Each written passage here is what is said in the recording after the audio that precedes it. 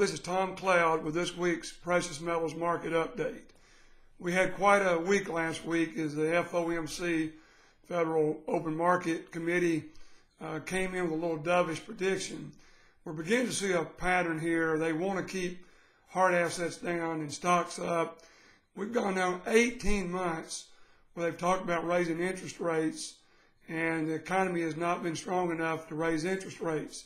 That tells you a lot, and certainly you begin to wonder now, like crying wolf, when or if they're going to be able to raise interest rates until the money really gets some velocity in the system. So one thing we got to do is just continue to watch that very closely on that, and we had a great move in gold and silver last week as both moved up very strongly. And for silver, the ratio's gone back to 70 to 1.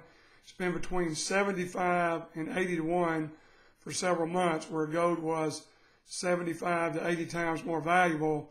Now it's down to 70, and we expect that to continue to move that way a little while longer.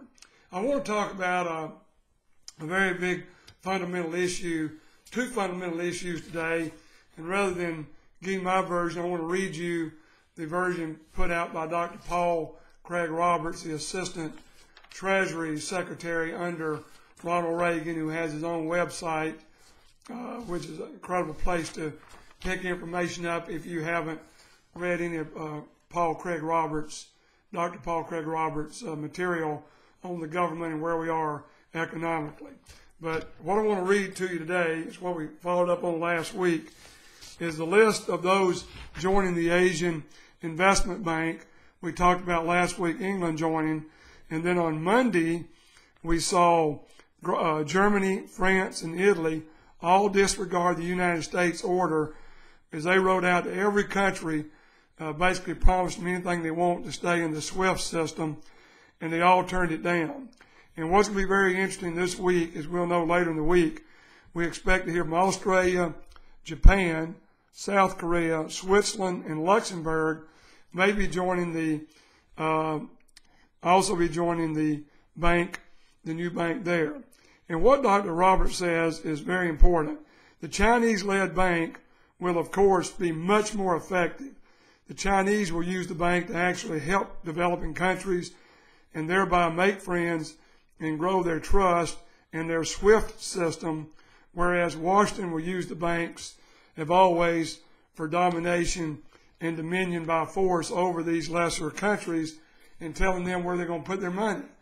And this has been going on, and we've known this was coming, and we've known it was going to be China. We've talked about it for the last year, and this time has come, just like the time will come when the dollar is nearly worthless and the yuan takes over.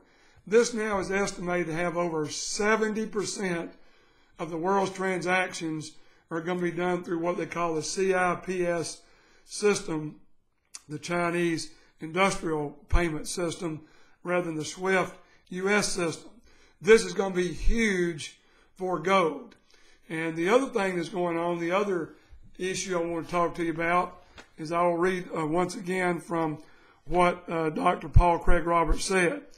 In another illustration of financial power moving from the halls of Washington and England to the east, on Friday, March the 20th, which was 3 days ago, there will be a gold exchange that starts operating in China that will be open 23 hours a day and provide a physical wholesale trading platform.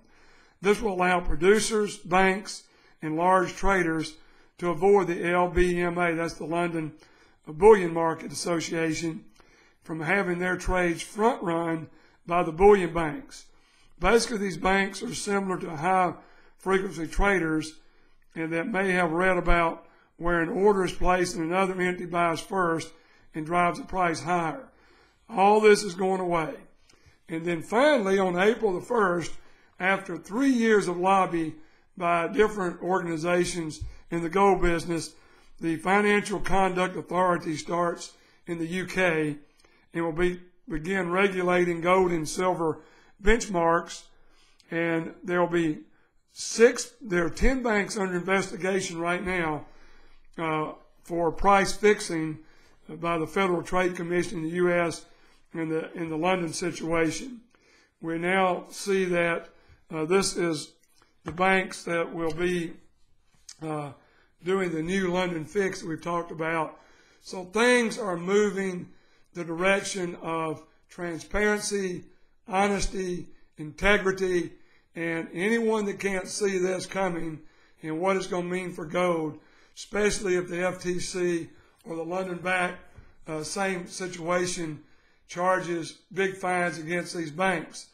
So people are much more reluctant today to go out and do this price fixing, knowing they're being watched. And this new organization, April the 1st in London, is huge. And they're just kind of pulling away from the U.S. and their laws and lack of transparency, just like we've had in the White House. We see it in everything to try to keep dishonest weight and measures in this country. And as I've talked about in my recent talk, God talks about abomination in very few things in the Bible, but dishonest weights and measures is one of them. He talks about 3 times about detestable and abomination to have dishonest weights and measures. Everything in the government should be transparent out there, no matter what it is. But unfortunately, that's not the way things are. So where is gold and silver right now? They're in a bull market. Technically, they're in a bull market from the transparent side we just talked about and the fundamental side of the market on things that are developing. Everything right now is going our way. Does it mean the market's going to jump through the roof tomorrow? No. But what it does mean is there's going to be harder and harder for the people that try to sell these shorts and have nothing to back it. And gold and silver are moving so fast on this electronic trading. Now we're 23 hours a day. This is incredible. We've watched this system that started back in October, developed into the premier trading platform in the world for gold and silver. Now we're seeing it go one step further by going to 23 hours a day. And they'll just skip the LBMA altogether. So this is very important. I want to close this week's precious metals market update with a visibility thing. I was watching the Weather Channel the other night as I was just trying to see what my local weather was and saw something on it that I thought, my gosh, why can't we as investors think the way the tsunami victims of Japan thought?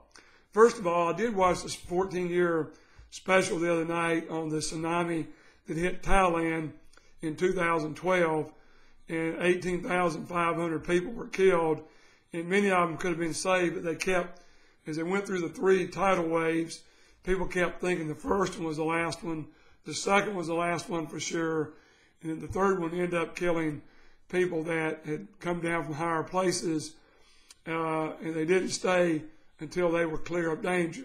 But the story that hit me on the Weather Channel that was amazing is, what did the Japanese do in 2010 after they got wiped out by a tsunami and over 3,500 people died and billions of dollars of property was lost?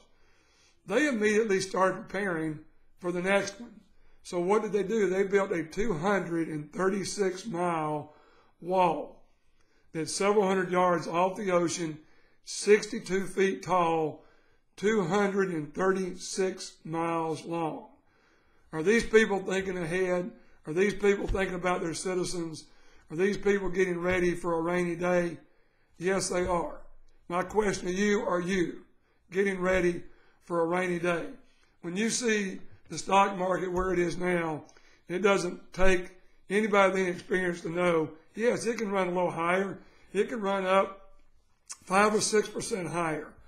But when it comes down, it's going to be a big drop, and in my personal opinion, it's going to be this year. I was talking Friday afternoon to a money manager that manages over $500 billion. He has 54% of his clients' money in stocks right now. He's down from 60%. He started pairing a little bit. But he said the whole thing is not if the stock market's going to. He said everybody in the business knows it's going to have a big drop. It's just who can play the musical chairs and be the last one out. Which leads me to the final thought, and that is, where are the bids going to be? Do you know how markets operate in stocks and bonds? When the market starts dropping, a market maker, you have to have a seller When you want to sell, you have to have a buyer to buy the other side of the trade. So what's happened in every major stock market drop every 7 years, starting with 73, and yes, 2015 is the 7th year that we've talked about in the past, you've got to have someone making bids. So what happens is they see the market's dropping, so they put ridiculous bids on, knowing you won't hit them. So they go through layers, and nobody stops the drop. And finally, you hit that bid, and you sell a stock for 10 or 15% lower than you started trying to sell it when you first started. So you've got to be ready for this, and you've got to increase your hard asset percentage now rather than waiting with all this electronic trading and the physical market dwindling in the U.S., everything moving to the east. You need to be buying methodically right now, and especially silver that is still over $2 below mining cost, even though it moved up $1.40 last week, nearly 10% in 1 week. Just like we said, when it moves, it's going to move quick. So hopefully this has helped you, and I can paint a picture to get ready. And once again, if you need to get in contact with me, you can reach me at 800-247-2812. That's 800-247-2812.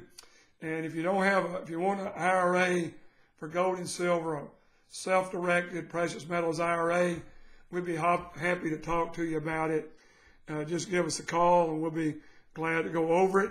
And those of you that are still holding rare coins, hoping for an up market, we'd like to discuss with you too, because in my opinion, and based on the track record and where my expertise tells me we're going, you need to get out of that and get into bullion before the next move. So hopefully this has been helpful to you this week, and we painted some images that we hope will help you with your investment portfolio. With this week's Precious Metals Market Update, this is Tom Cloud signing out.